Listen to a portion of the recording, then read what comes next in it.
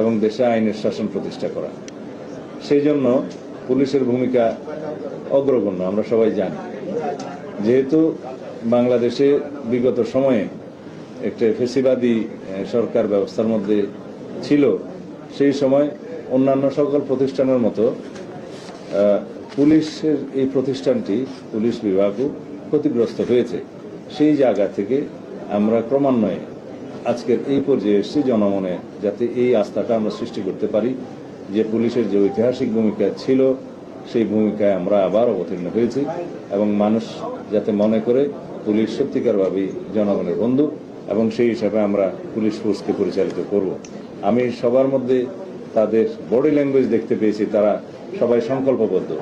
দেশ ও জাতির কল্যাণে তারা যে কোনো রকমের ত্যাগ স্বীকার করতে প্রস্তুত, এবং তাদের প্রতিষ্ঠান হিসাবে তাদের কপালে যে অতীতে কালিমা লেপন করে দেওয়া হয়েছিল সেজন্য তারা নিজেরা দায়ী নয়।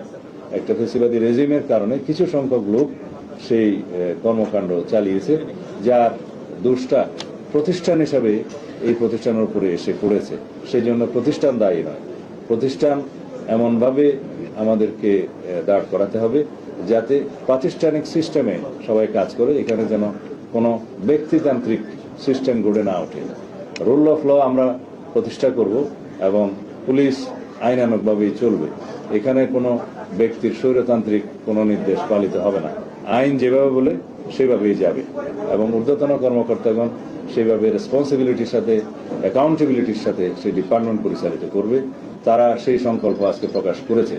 আমি তাদেরকে জনগণের পক্ষে বর্তমান সরকারের যে আইন শাসন প্রতিষ্ঠার বিভিন্ন প্রতিশ্রুতি সেগুলো স্মরণ করে দিয়েছি, এবং তাদের কাছে আমি আশা করি তারা জনগণের পক্ষে, দেশের পক্ষে সর্বোচ্চ ত্যাগ স্বীকার করে তাদের কাজ চালিয়ে যাবে। তো এটা আজকের প্রধানতম আমাদের বক্তব্য ছিল। আমি তাদের বিভিন্ন সমস্যা, ডিপার্টমেন্টাল সমস্যা কি আছে, আমরা কি করতে পারি, কোথায় জনগণের সমস্যা আছে, ইকুইপমেন্টসের সমস্যা আছে ইত্যাদি জানতে চেয়েছি।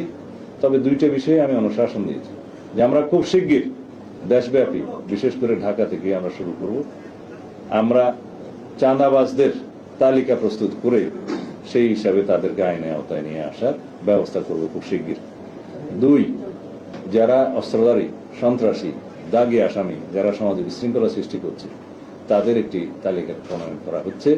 সেটা নির্মোহভাবে তালিকা প্রণয়ন করা হচ্ছে এবং আনবায়াস তালিকা প্রণয়ন করা হচ্ছে। সেটা আমরা স্ক্রুটিনি করে তাদেরকে আইনের আওতায় নিয়ে আসার ব্যবস্থা করব খুব শিগগির। এই দুইটা বিষয় আমরা অগ্রাধিকার ভিত্তিতে নিয়েছি। আশা করি এদেশের সকল জনগণ, আপনারা সবাই সেটাতে আমরা সহযোগিতা দেবেন এবং সহযোগিতা পাব। আমরা সেই দিকেই যাচ্ছি। আমরা জনগণকে এইভাবে আশ্বস্ত করতে চাই যে আমাদের সর্বোচ্চ প্রচেষ্টা থাকবে যাতে দেশে শান্তি শৃঙ্খলা বজায় থাকে, আইনের শাসন প্রতিষ্ঠা হয় এবং জনগণের স্বস্তি থাকে। এইভাবেই আমরা এগোতে চাই। আশা করি আপনারা এই মেসেজটি সারা জাতিকে দিবেন এবং আপনাদের মাধ্যমে সারা জাতি অবগত হবে। আশা করি আমরা যাতে খুব শিগগিরই আমাদের কর্মকাণ্ড পরিচালনা করতে পারি যেভাবে আমরা পরিকল্পনা করছি, এবং আমরা যাতে সফল হতে পারি সেই জন্য সবাই সহযোগিতা করবেন। মন্ত্রী, আমরা বিগত সময় দেখছি যে পুলিশের শৃঙ্খলা ফিরানোর লক্ষ্যে আপনারা বারবারই বলে গেছেন তারা ফ্যাসিস্ট সরকারের সময় একজন ওসি যদি সরাসরি স্বরাষ্ট্রমন্ত্রীর সাথে যোগাযোগ রাখে, সেই ওসির কাছ থেকে জনগণ কি পরিমাণ সহযোগিতা বা প্রত্যাশা করতে পারে, তার সাপোর্ট, এই নিয়ম শৃঙ্খলা নিতে পারবেন কিনা? এবং অনেকে হয়রানি করে, কোনো জবাবদিহিতা আপনারা দেখতে পাইনি। বর্তমানে কি আমরা অনেকে বলতেছে আগের মতো পুলিশ চলে আসছে, আমরা কি আগের পুলিশকে দেখবো না জনবান্ধব পুলিশকে দেখবো? কোনটা নিশ্চিত করবেন? এখন কি আগের সরকার আছে? এখন জনগণের সরকার এবং একটি সুষ্ঠু, নিরপেক্ষ, গ্রহণযোগ্য, বিশ্ব স্বীকৃত নির্বাচনের মধ্য দিয়ে গণতান্ত্রিক রাজনৈতিক সরকার প্রতিষ্ঠিত হয়েছে। সুতরাং আগের সাথে তুলনা করলে চলবে না। দ্বিতীয়ত, আমি প্রথম দিনেই মন্ত্রণালয়ে যোগদান করার পরে আপনাদের নিশ্চয়ই মনে আছে বলেছি যে চেইন অফ কমান্ড থাকতে হবে, স্টাবলিশ করতে হবে। এখন যে প্রশ্ন আপনি তুললেন যে একজন ওসি সরাসরি মন্ত্রীকে ফোন করবে কিনা, সেটা আমরা এলাও করি না। তবে মন্ত্রী যদি প্রয়োজন মনে করে যে কোনো লেভেলে যোগাযোগ করার, সেটা করবে, কিন্তু চেইন অফ কমান্ড ব্রেক করে যেন নিম্নপদস্থ কর্মকর্তারা তার উপরস্থ কর্মকর্তাদের ডিঙ্গিয়ে সরাসরি তার উপরস্থ কর্মকর্তাকে যোগাযোগ না করে, এটা বলা হয় চেইন অফ কমান্ড যেন ব্রেক না করে, সেই সিস্টেমটা আমরা চালু করেছি। ইতিমধ্যে সেটা প্রতিষ্ঠিত হয়েছে। এই মেসেজ আমাদের ডিপার্টমেন্টের সবার কাছে গিয়েছে। তবে পুলিশ কমিশনার বা আইজিপি যদি মনে করে যে কোনো লেভেলে উনি যোগাযোগ করবেন, সেটা করতে হবে, কাজের প্রয়োজন। এখানে চেইন অফ কমান্ডটা বজায় রাখতে হয় নিচের থেকে উপরে, কিন্তু উপর থেকে যে কোনো প্রয়োজনে যে কোনো লেভেলে যোগাযোগটা রাখবে, যে কোনো পর্যায়ে, সেটা নিয়ে আমার মনে হয়। আশা করি আপনারা আনসারটা পেয়েছেন। ধন্যবাদ ভাই, আমাকে উঠতে হবে, আমার কাজ আছে কিছু। ঢাকার যান তো একটি বড় সমস্যা। এইটার ব্যাপারেও আমরা আমার একটা কোশ্চেন আছে, ঢাকার রাস্তার সংখ্যা বাড়ছে না, আয়তন বাড়ছে না, প্রতিদিন ঢাকার রাস্তা প্রচুর নতুন গাড়ি। আমি বুঝতে পেরেছি। এই ব্যাপারে আমরা একটা সেল গঠন করে দিয়েছি ডিএমপির ক্ষেত্রে। ডিএমপি কমিশনারকে আমরা অনুরোধ করেছি আমাদের যে ট্রাফিক ডিপার্টমেন্ট আছে তাদের সাথে বসে আমরা কিভাবে যানজট কমাতে পারি, তারা এক সপ্তাহের মধ্যে আমাদেরকে একটা রিপোর্ট দিবে। যেমন এখানে ব্যাটারি চালিত রিক্সার সংখ্যা সীমাহীন হয়ে গেছে।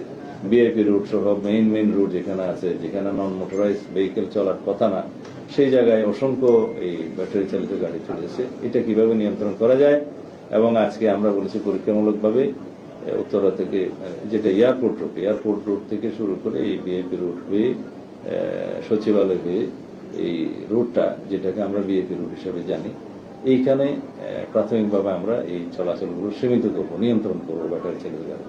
তারপর পরীক্ষামূলকভাবে আরেকটাতে যাবো। গ্রাজুয়ালি এইভাবে আমরা যানজট মুক্ত হওয়ার চেষ্টা করব। কি কারণে আমরা যানজট হচ্ছে সেটা আমরা অনেকেই জানি, তারপরেও আরো কিছু খুঁটিনাটি বিষয় আছে, এগুলো পরীক্ষা নিরীক্ষা করে আমরা বলছি একটা রিপোর্ট দিতে। যেমন আমরা নিজেরাই ট্রাফিক সিগন্যাল মানি না। বামের লেনটা উন্মুক্ত থাকার কথা, বামের লেনে গিয়ে গাড়ি বসে থাকে। এগুলোর জন্য আমরা সিটিজেন হিসেবেও আমরা দায়ী। আমরা এই সচেতনতাটা আবার সৃষ্টি করতে চাই, যাতে আমরা প্রত্যেকেই ট্রাফিক আইন মেনে চলি এবং ট্রাফিক পুলিশকে সহযোগিতা করি, তাহলেও কিন্তু অনেকটা সমাধান হয়। ধন্যবাদ। এগুলো ওভারনাইট হবে না, আমরা গ্রাজুয়ালি যাব। আমার মধ্যে একটা প্রশ্ন ছিল। হাদি হত্যার দুজন আসামি এখনো ভারতে পালিয়ে রয়েছে, তাদেরকে ফিরিয়ে আনার আপনাদের কোনো উদ্যোগ আছে? পুলিশকে কোনো নির্দেশনা দিয়েছেন কিনা? পরিচয় নিশ্চিত হওয়ার পরেও তারা অভিযানের মধ্যেই সাংবাদিকরা হামলা করে, এই বিষয়টা আপনি কোনো নির্দেশ দিয়েছেন কিনা? এই বিষয়ে আলাপ হয়নি, তবে এটা আলাপের বিষয় না। এটা তো সাধারণভাবেই মেনে চলতে হবে যে যারা সাংবাদিক বন্ধুগণ পরিচয় দেওয়ার পরে যেন হয়রানি না করে, এটা সাধারণ বিষয়। আর পুলিশের ইউনিফর্ম ভাই, এই হাদি হত্যার বিষয়ে তো এখনো পুনরায় তদন্ত চালু আছে সম্ভবত। আগে যে চার্জশিট দাখিল করেছিল নারাজি দেওয়ার পরে আবার সিআইডি তদন্ত করছে। তো তদন্তাধীন বিষয়ে আমি বিস্তারিত কোনো বক্তব্য দেব না। তদন্তটা সমাপ্ত হোক, তারপর আমরা ব্যবস্থা নেব। তদন্ত সমাপ্ত হোক, আপনি নির্ধারিত করে এটা ওইটা বলতে পারেন। পুলিশের পোশাক পরিবর্তনের ব্যাপারে অনেকেই বলছেন যে এই পোশাক নতুন পোশাকটা এই বিষয়টা পরে। পোশাক পরিবর্তন করলে কি মানসিকতা পরিবর্তন হবে, সেটা পরে। এটা আমরা পুলিশ ডিপার্টমেন্টের সাথে আলোচনা করে যথাযথ ব্যবস্থা নেব। ধন্যবাদ।